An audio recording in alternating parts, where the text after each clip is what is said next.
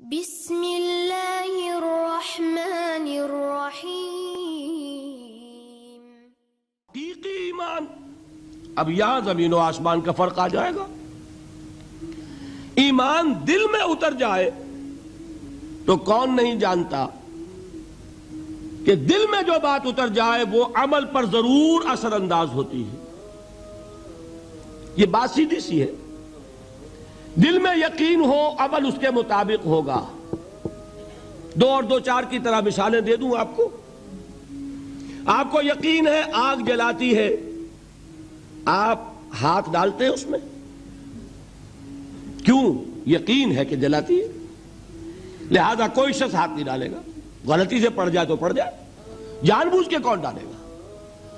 اچھا، میں بلکہ یہاں تک کہا کرتا ہوں کہ یقین تو بڑی دور کی شے ہے، گمان بھی ہو، گمان اس کا نتیجہ بھی عمل میں نکل آتا ہے۔ کون شخص نہیں جانتا کہ سارے سانپ زہریلے نہیں ہوتے؟ معلوم ہے نا، لیکن جو سانپ ہے پتہ نہیں کم بخت یہ زہریلا ہو، ہے کہ نہیں؟ یقین نہیں ہے کہ یہ زہریلا ہے، ہو سکتا ہے کہ زہریلا ہو، صرف ظن ہے نا، آپ قریب پھٹکتے ہیں اس کے۔ معلوم ہوا کہ یقین تو بڑی شے ہے۔ وہ تو میں نے اقبال کے آپ کو شعر سنایا بارہا، یقین پیدا کرے ناداں یقین سے ہاتھ آتی ہے، وہ درویشی کے جس کے سامنے جھکتی ہے فغفوری۔ یہ اولیاء اللہ کون تھے؟ صاحب یقین ہی تو تھے، اور کون تھے؟ جن کے سامنے بادشاہ جھکتے تھے۔ شیخ عبد القدوس گنگوہی رحمت اللہ علیہ کس زمانے میں تھے؟ یہ ابراہیم لودھی اور اکبر کا زمانہ، بابر کا زمانہ، جب جنگ ہوئی ان کے مابین۔ ابراہیم لودھی چل کر آیا ہے کہ بابر آ گیا ہے، میں جا رہا ہوں مقابلے کے لیے، پانی پت کی پہلی جنگ ہونے والی ہے، میرے لیے دعا کر دیجئے۔ فرماتے ہیں ذرا ہٹ جاؤ، ہماری دھوپ چھوڑ دو۔ دعا نہیں کی اور وہ شکست اس نے کھائی، مارا گیا۔ ان سے بھی پہلے کی بات ہے، نظام الدین اولیاء رحمت اللہ علیہ 7 بادشاہوں کا زمانہ دیکھا ہے۔ کسی بادشاہ سے ملنے کا تو خیر سوال ہی نہیں، اس کے پاس جانے کا سوال نہیں، کسی کو اجازت نہیں دی حاضر ہونے کی۔ ایک بادشاہ نے کہا کہ آپ کیسے روک سکتے ہیں، میں آ جاؤں گا۔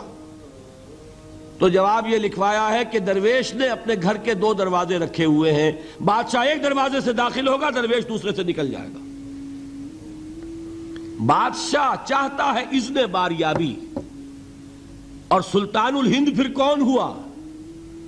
سلطان الہند تو پھر نظام الدین اولیاء ہوئے، جس کی قدم بوسی کے لیے بادشاہ آنا چاہتا ہے اور وہ اجازت نہیں دے رہے، اس لیے ان کا نام ہے سلطان الہند، حضرت نظام الدین اولیاء رحمت اللہ علیہ۔ تو یہ جان لیجئے۔ ایک اور کا واقعہ ابو علی قلندر کا، نواب ٹونک نے جاگیر کے لیے ایک وثیقہ بھیج دیا، ہم نے آپ کی خانقاہ کے لیے اتنے گاؤں کی جاگیر لکھ دی۔ اسی کاغذ کے پشت پر ایک شعر لکھا، ماں آبروئے فقر و قناعت نباختیم، با میر خان بگوئے کہ روزی مقدر است۔ جاؤ میر خان سے کہہ دو، نواب ٹونک سے، ہماری روزی اللہ کے ہاں مقدر ہے، لکھی ہوئی ہے، ہم تمہارے ہاتھ اپنے فقر اور درویشی کی عزت بیچنا نہیں چاہتے، لے جاؤ اپنا وثیقہ۔ کون تھے یہ؟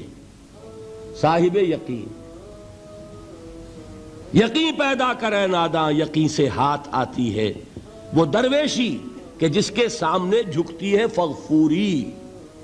شہنشاہ ہند اذن باریابی چاہے اجازت نہ ملے، وہ یقین کی بات ہے۔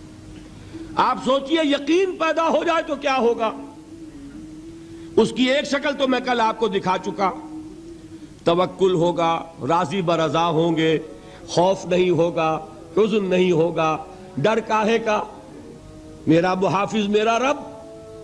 اچھا، اس نے ہی کوئی چیز میرے لیے لکھ دی ہے تو کون محافظ ہو سکتا ہے؟ اور اللہ سے بچانے والا کوئی ہے؟ اور ہم اللہ کی طرف سے مقرر کردہ کسی چیز سے بھاگیں گے کیا؟ وہ تو ہمارا محبوب ہے، محبوب کی رضا اسی میں ہے، حاضر ہیں ہم۔ نہ شبد نصیب دشمن کے شبد ہلاکے تیغت، سری دوستاں سلامت کے تو خنجر آزمائی۔